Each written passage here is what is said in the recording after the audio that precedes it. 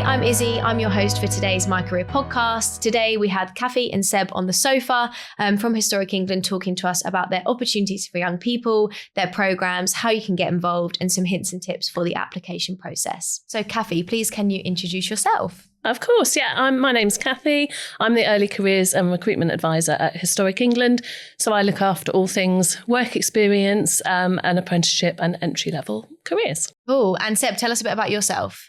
So I'm the Stakeholder Engagement Apprentice at the London South East region. I'm currently studying for a Level 4 Project Management qualification with the APM group, and that's with Paragon Studies, which is a really great group. And I've been working for about a year and a half now. Yeah, coming up to about 2 years in October. Cool.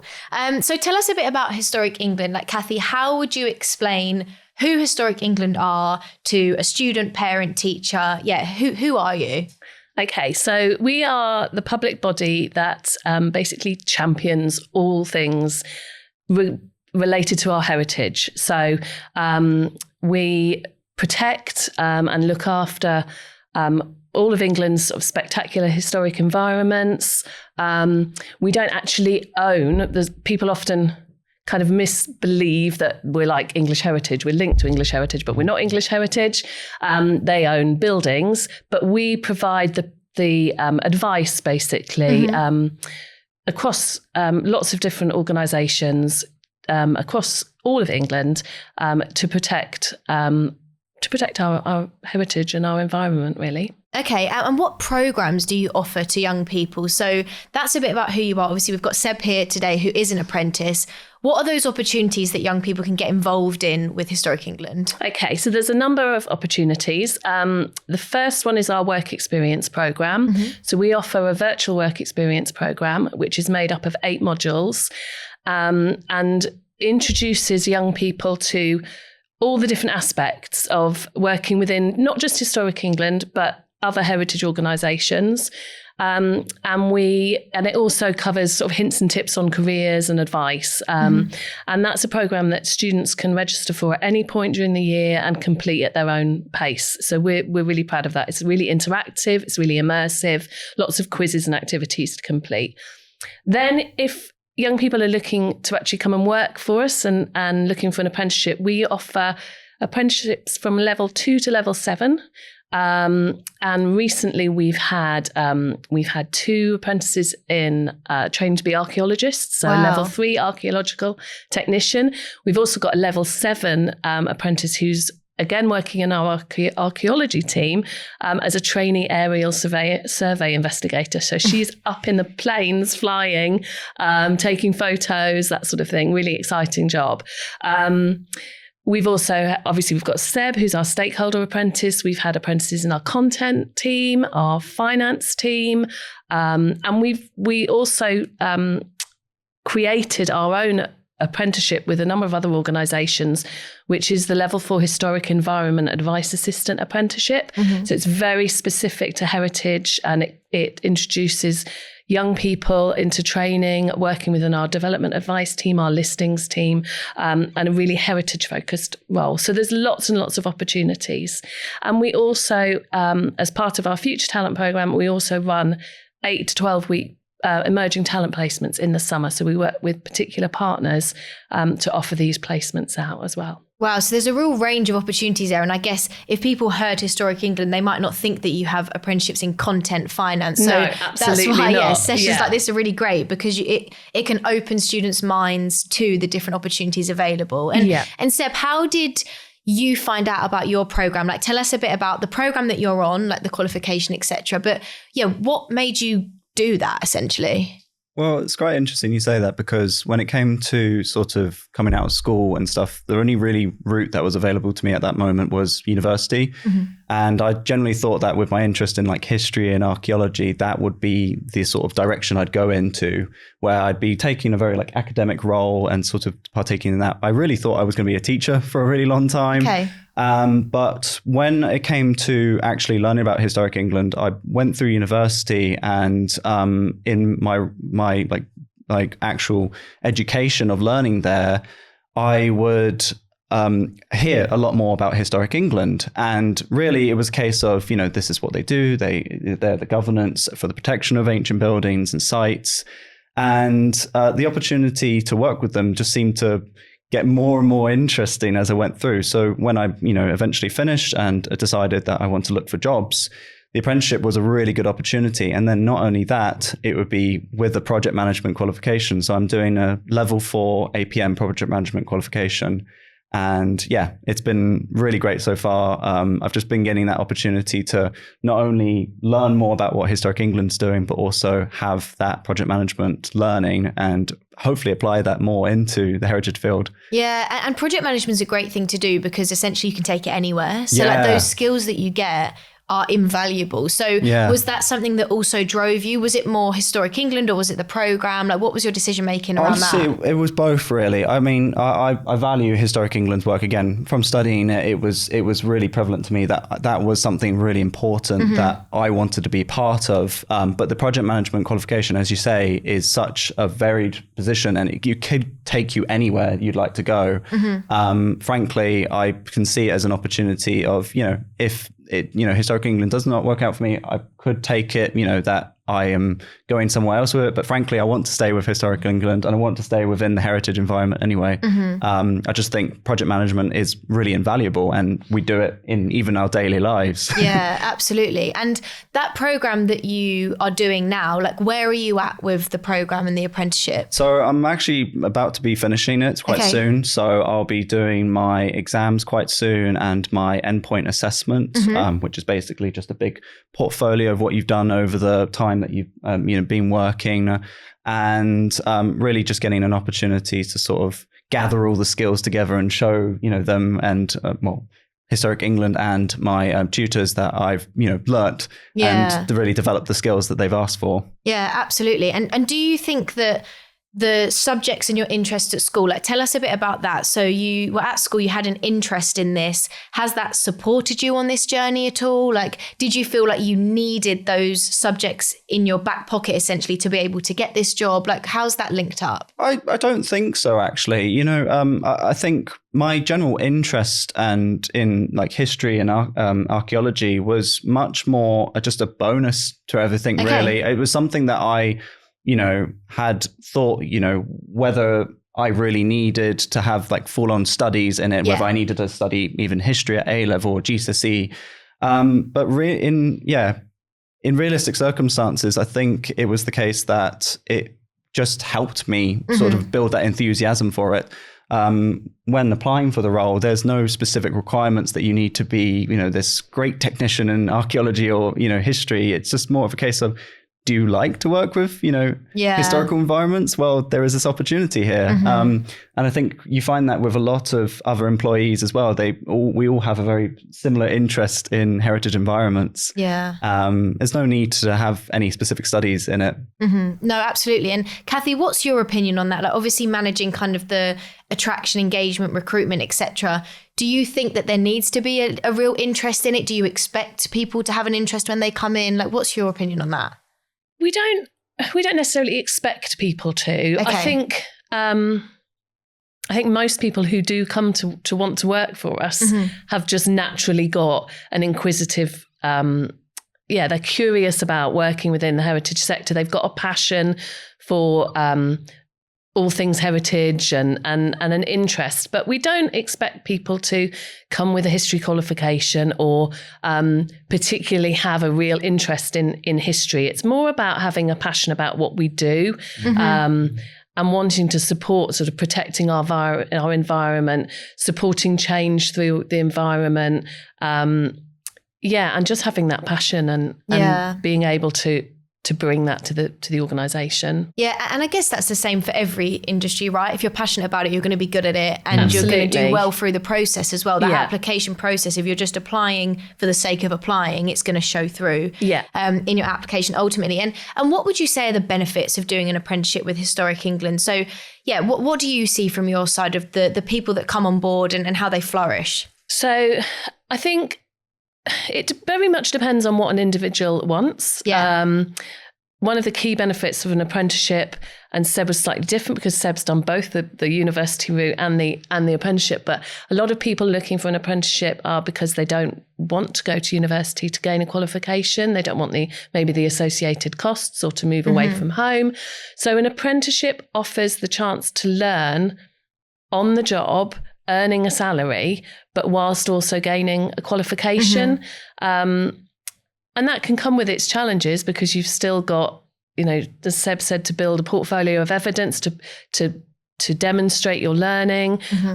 Depending on the level and the particular qualification, there are different forms of assessment.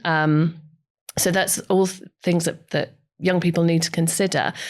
But actually coming to Historic England, apprentices are very well supported. So, they're given a line manager and a mentor, and I'm there, all the time to support. So we have regular check-ins, don't we, just to see how everything's going.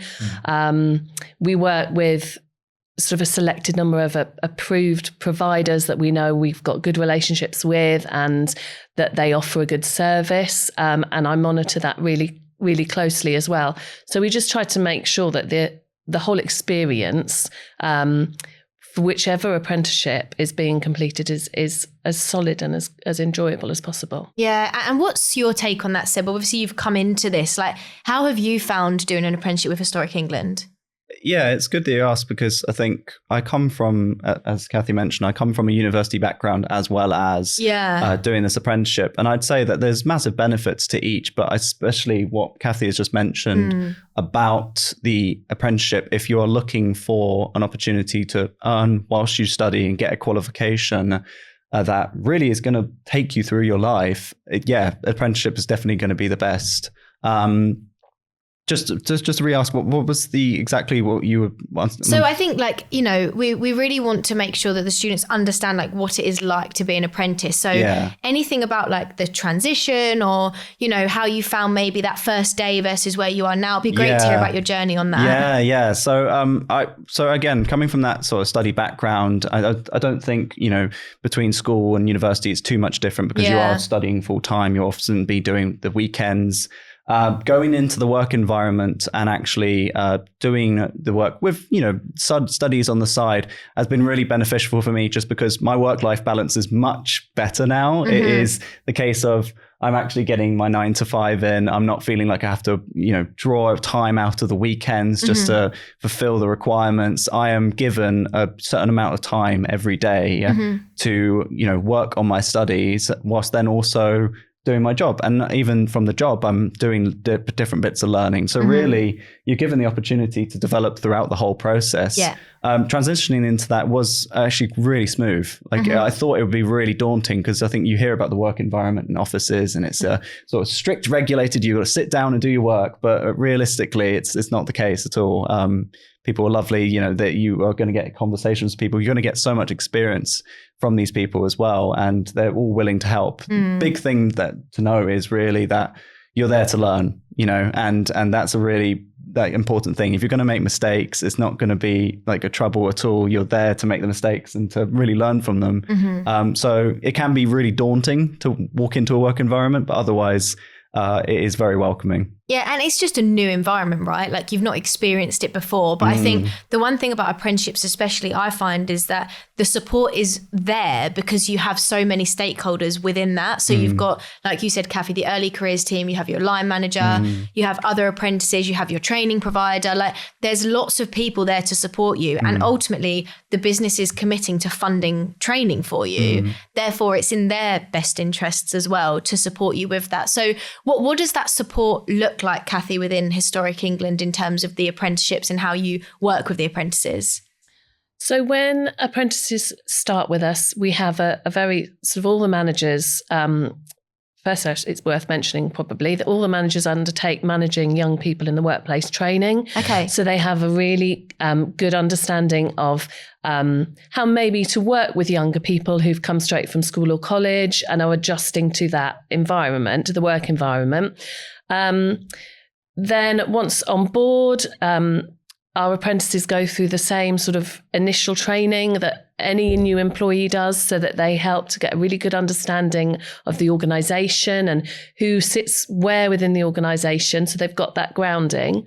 And then I encourage managers to have regular meetings, either once a week or every other week. And certainly to start with, just to make sure that every apprentice knows what their responsibilities are.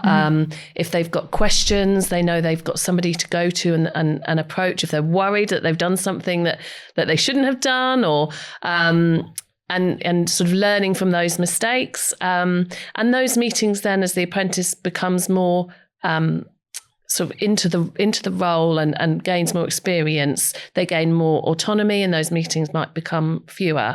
And then they have meetings with myself as well. So between myself and a colleague, I have meetings scheduled in probably about every 6 weeks with each apprentice and their line manager individually, so that the apprentice has got the chance to talk through any worries they've got or any problems they've got, but also to share everything that's going really, really well. And I hope to think that I'm there to offer a support, and that the apprentices know that it's kind of a safe space to come to me and to share things, and I'll do anything I can to sort of support them with any aspect of their role. Yeah, absolutely. And that's so important, the whole support side of it, because of the transition, and, it's a totally new thing for a lot of these apprentices. Now, what would you say, Kathy, in terms of, so say there's a young person listening now, they're really confused, they love the sound of an apprenticeship, but maybe their parents or teachers is telling them to go to university. What advice would you give to them? As I said before, I think it's a very individual choice. I think do your research would be my best advice. Talk to people around you. Think about the things that you're interested in. Maybe talk to friends, family about jobs that they're doing. See if there's anything that kind of piques your curiosity. And then just research what the options are. Seb and I were talking this morning, back in my day, apprenticeships weren't really an option unless you wanted to learn a trade. Now you can pretty much do an apprenticeship in any field that you want to gain experience and to learn. So research carefully, talk to people, and look at the comparisons between university and an apprenticeship, and what you feel will work best for you. Yeah. And I think it's also important to mention there, where you're talking about research, I always say sometimes it's also good to know what you don't want to do. Yeah, so it's absolutely. almost just as important to rule things out and say, that's my worst nightmare, I don't want to do that. Or, these aren't the type of employers I want to work for. So just narrowing it down, whether that's by things you like or things you dislike. And how did you find that process, Seb, in terms of navigating what you were going to do next? Did you apply for loads of opportunities? How did that look for you? That's really good that you asked, actually, because in terms of, again, I have that experience of both, university and apprenticeships. And I think really, as Kathy was mentioning, it's going to be different for everyone. Everyone's going to have a very different time with it. When it comes to sort of my process and how it worked for me was that, admittedly, I, was going in a direction that I thought I really wanted to, which was academics. I, was understanding that I wasn't really liking it as much. And it was sort of very much a change of environment that made me understood, actually, I'd like to be in this sort of working office environment, and finding more about historic England, that I got to really understand that better.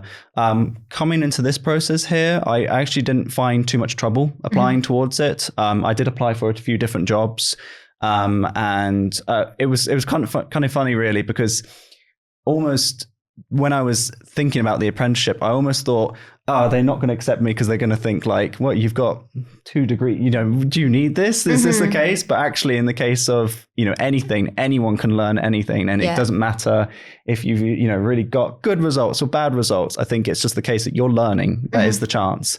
For me, I applied to too many apprenticeships. This is actually the only one I did apply to. And it was a very streamlined process where, there was questions to ask, and then through to the interview where I both met my 2 line managers there. So that was really good as well, because I got to understand who they were as people, and then also now work with them. So yeah. And that's also a really important point, because students might get to the interview process and maybe not gel with the employer or the people there as they potentially thought they might. And I think that's important to raise, because if you don't feel that that company's right for you, then you shouldn't feel obliged to take the job, right? No. But that you felt so comfortable, and you thought that kind of solidified your decision on, this is where I want to be. And it's the point you made there around kind of perhaps feeling like you were overqualified, or you might be on paper because you have a degree, but now you're doing a level 4. That's also something that students often worry about is, well, I want to have a degree. I don't want to do a level 4. But I think there's a real kind of misconception around the levels of apprenticeships and the fact that you can work through them. Like, there's nothing to say that you couldn't go on to do a level 6 or level 7 in your field. So those, intermediate, higher level apprenticeships are just as valuable as the degree level apprenticeships. Yeah, even the one I'm currently do is listed as a high degree apprenticeship, and that is really important to note, is that it's not all through university that you're going to be getting these high degree qualifications. You can find them in other places, and you can possibly get them funded for as well, which is the case of most apprenticeships. So yeah, and that's a win-win, because you're getting the qualification that you want that's relevant, you're getting the job, and also it's being funded by an employer that you're working for. So I think that's really important. And I would also add to that around kind of the programs and the transition. I know we spoke about that work-study balance, but that is a big worry of a lot of young people, the fact that they're going to have to work full-time and also study. So you touched on it slightly earlier on around that process, but how have you found that in general? And what does that look like in terms of coursework, exams? Could you talk to us a bit about the setup of your program? Yeah, so I'm contracted to, I believe, 36 hours total a week. And of that 36, there is 20% that is basically dedicated to studies. So some people take, usually if it's a 5-day week, they're going to take a day out to do those studies. So you might have, 4 days in work in the office, and then 1 day that you're just, working from home or working from another location. But I like to take it that I break it down a bit. And that is something that I've been really appreciative of Historic England, because we've had these conversations about how can I best work with my studies, because breaking it down into 30-minute sections has been really helpful for me. I can do, 1 hour 30 throughout a day in terms of just that 30-minute section. In terms of coursework, you'll get pretty much assignment every month. So again, you're not really going through that school sort of mentality of I've got to get it in the next day sort of thing, which I think stresses a lot of people out. And so assignments usually come through every month. There'll be tutorials to attend with, whether it's with your tutor from your apprenticeship provider, or likewise with a class of people from the same apprenticeship, which is really good for just developing those connections with people. And then, you'll get up to about the end point. And as I mentioned, there'll be exam. So my exam is 90 marks. It's a 2-hour exam, which again, great for anyone coming out of school, because you're used to that process. And then likewise, you'll do an endpoint assessment. Again, that's a portfolio. So for my example, I've got 2 projects that I'm hoping to apply to that and give relevant examples of my learning through it. And I think that's the best part about doing an apprenticeship in that transition piece, is you're still in the mindset of exams and coursework, etc. I'd say the difference is that you don't have teachers chasing you, and you're not going to get detention if you don't do it. It's on you, and you need to commit that time to it to support with that. So, sorry, I will say as well that tutors are very, very understanding as well. They understand that, personal situations can come up. They understand that work can come up that can lead you to, not being able to do something. So if you need to move it to say this month's not really working out for me, I'm sorry, I've got to change it. Have that conversation. You will get that most likely moved ahead. And they're really supportive and really kind. And there's a whole assistive supportive learning program as well, as part of my apprenticeship at least. And they are lovely people, really lovely coaches. Yeah, so that support side is a huge part of it, and I think that's a huge part of the success of the program and the apprentices within the organisation, because they know that they're going to be supported throughout. And Kathy, talk to us a bit about the application process, because again, it's something that, you know, there's so many different organisations, so many different processes, teachers, parents, students, they're all very confused about what's an assessment centre, what's a discovery centre. What is your current process, and how do you manage that? Okay, so our current process is quite simple and straightforward, and we like to keep it that way so that it's transparent. We don't accept CVs at all, so we don't do that. We ask as a selection process. We've got an applicant tracking system called Be Applied that we use, and what we do is we advertise our apprenticeship opportunities via that. And we ask up to 5 competency-based questions. And because it's an apprenticeship and we have lots of young people applying who maybe don't have any work experience at all, it gives the student the chance to sell themselves. Okay. So they're quite generic questions, and they might be linked to things like experiences of teamwork or possibly leadership, something like that students can draw on their experiences from school or college, if that's what they've got, rather than work experience, or if they've had a part-time job, or if they've played football, or they dance, or anything like that. So it gives them the opportunity really just to sell themselves to us and to show their passion and their enthusiasm. And we then select from there for our interview process. Okay. And an interview process, again, is really straightforward. It's a chance to meet myself or one of my colleagues, as well as who will be your line manager. And as you mentioned earlier, it's very much it's a two-way thing. It's not us just buying into the student. It's the chance for the student to really understand whether they want to come and work for us and whether it's the right role and the right opportunity for them. We don't generally run assessment centres. Okay. It's not something that we do. It's not something I would rule out, but it's generally just a straightforward interview process. Okay. Sometimes a second interview. It just depends on what the role is asking for. So. Perfect. And Seb, what was your experience of the application process? Like, how did you feel throughout?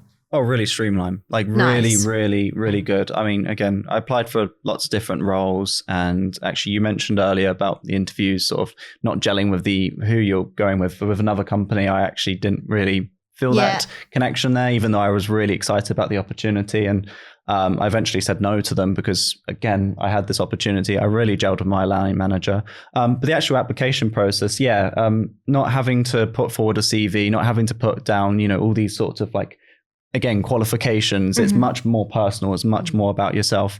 I do believe one of the questions even was about how would I voice concerns with a manager and how would I navigate that process? And that's a really nice question to have, because that's much more about, how can we support you? How can we give you the opportunities? And obviously, how you deal with it, which would, apply to, the sort of a CV process. But it definitely gave me a lot more comfort around actually applying for it, and made me feel very confident when coming to the interview. Yeah, and what tips and tricks would you give to students that are going through those processes? Because they are scary. They've not done it before. If they've never had a job before, this is the first time. A lot of them are virtual, but nowadays we're seeing in-person interviews. So, you've got to get there on time. You've got to wear the right thing. What advice would you give to young people who are looking to apply to Historic England in the future or other employers in general?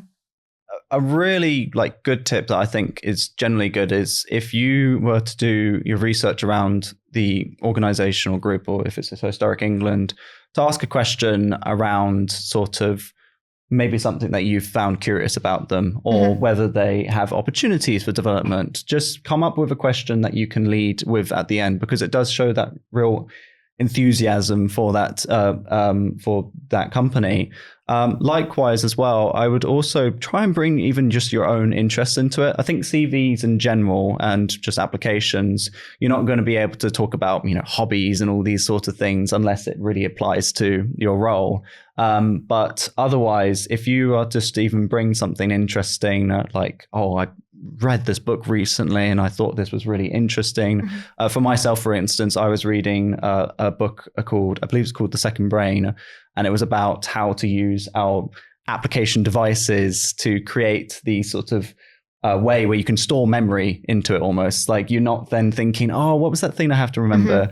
And I brought that to the interview, and it was a really interesting conversation point that, then discussed more about the role.